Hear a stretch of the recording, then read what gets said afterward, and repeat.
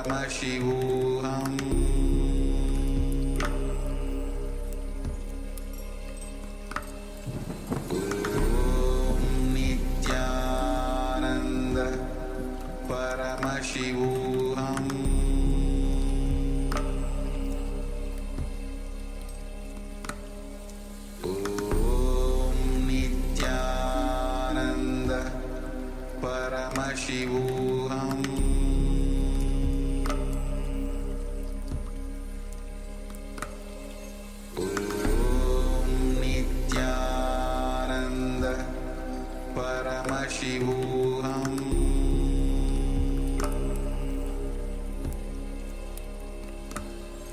Om Nityananda Paramashivoham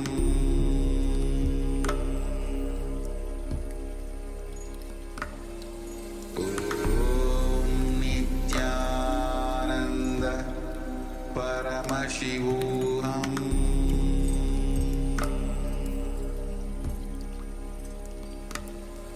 Om Nityananda Paramashivoham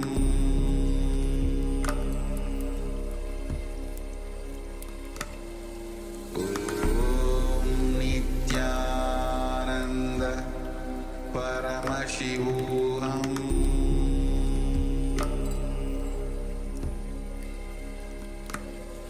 Om Nityananda Paramashivoham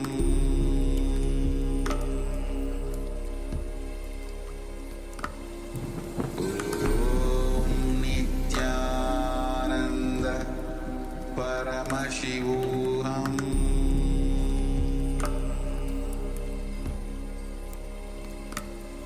Om Nityananda Paramashivoham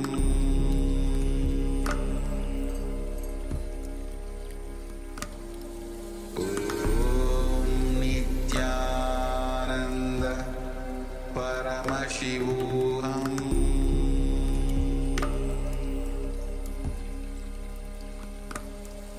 Om Nityananda Paramashivoham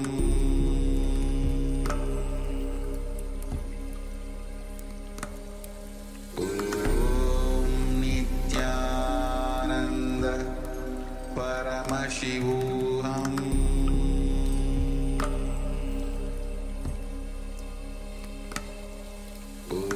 Om Nityananda Paramashivoham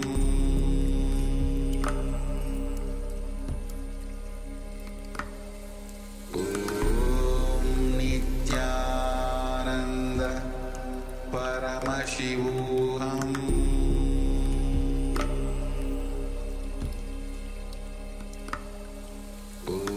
Om Nityananda Paramashivoham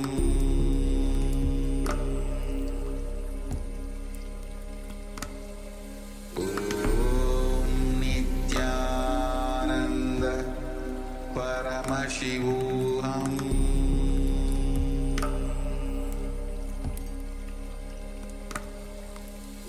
Om Nityananda Paramashivoham Om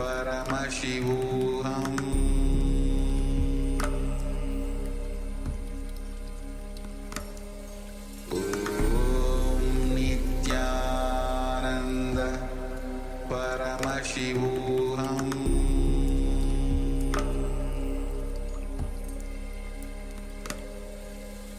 Om Nityananda Paramashivoham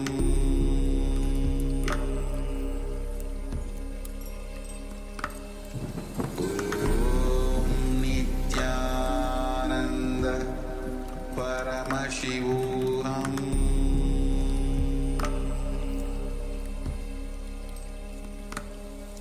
Om Nityananda Paramashivoham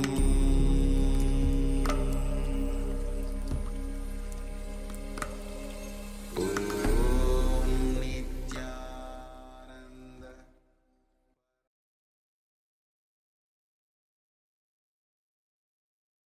Yes, let's remove the blindfold now. Slowly open your eyes. And start by sharing whatever the third eye has revealed. You can share with confidence.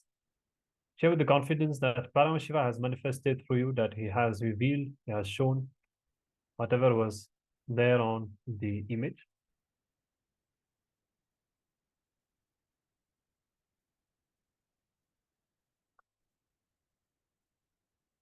anything that you experienced, and give some time for everyone to share.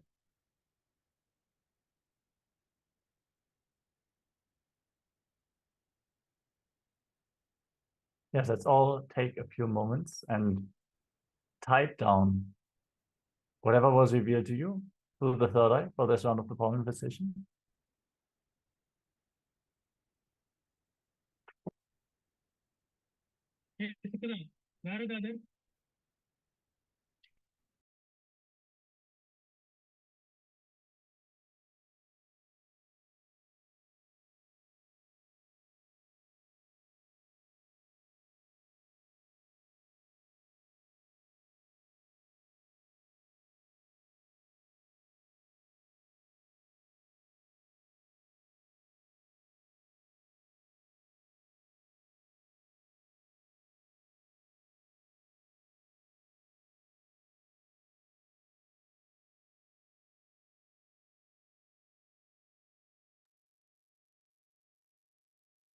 Okay, so green 3. Is it a 3 or a tree? 3. 3. Okay, and sunlight. Between green and sunlight, I thought it might be meant to be a tree. So, all right. So let's have a look at the image now. And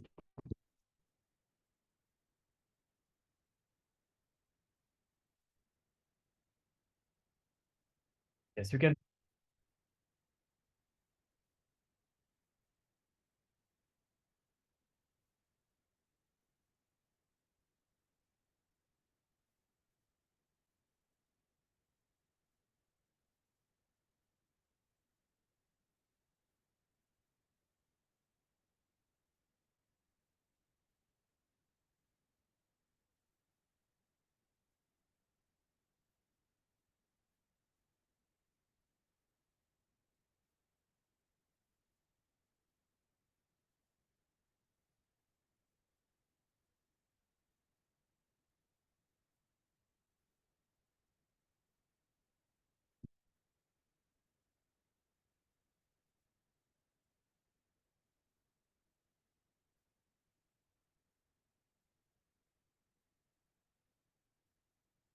Sense.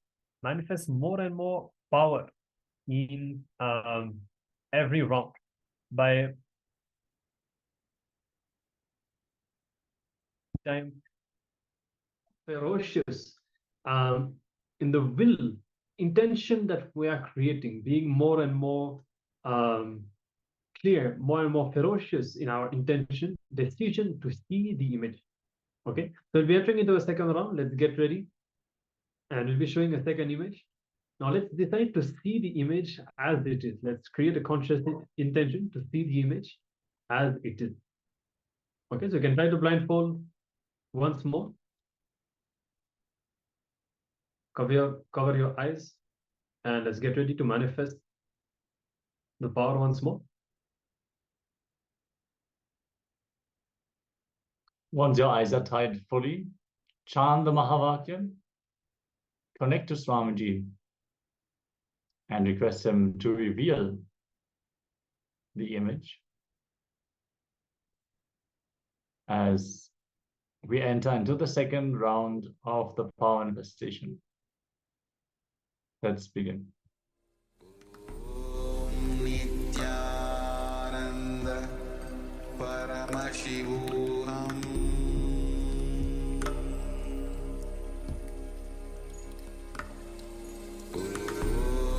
Nityananda Paramashivoham